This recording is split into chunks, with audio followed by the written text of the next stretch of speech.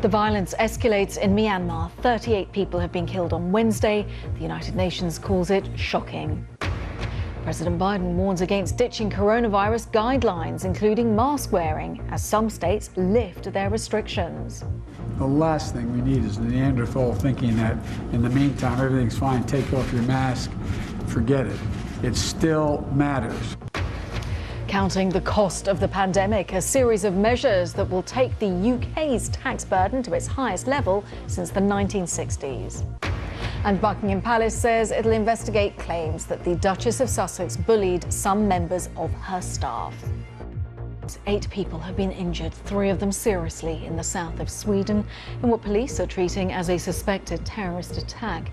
The assailant, a man in his 20s, stabbed his victims in the southern town of Vetlanda. Police shot and wounded the attacker before detaining him.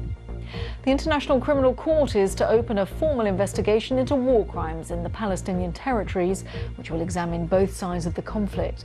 The Palestinian Authority said it was a long-awaited step towards justice and accountability. Israel's Prime Minister said the move was anti-Semitic. The governor of New York, Andrew Cuomo, has said that he'll cooperate with a sexual harassment investigation, but he will not resign.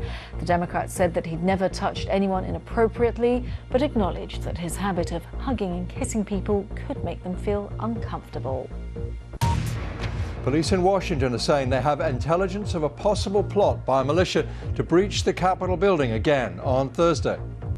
At least 3 people have been shot in Nigeria as parents were reunited with their kidnapped daughters in the northwestern town of Jangabe.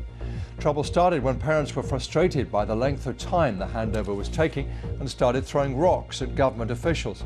Nearly 300 girls were kidnapped last week but have been in the custody of the state government since they were freed on Tuesday.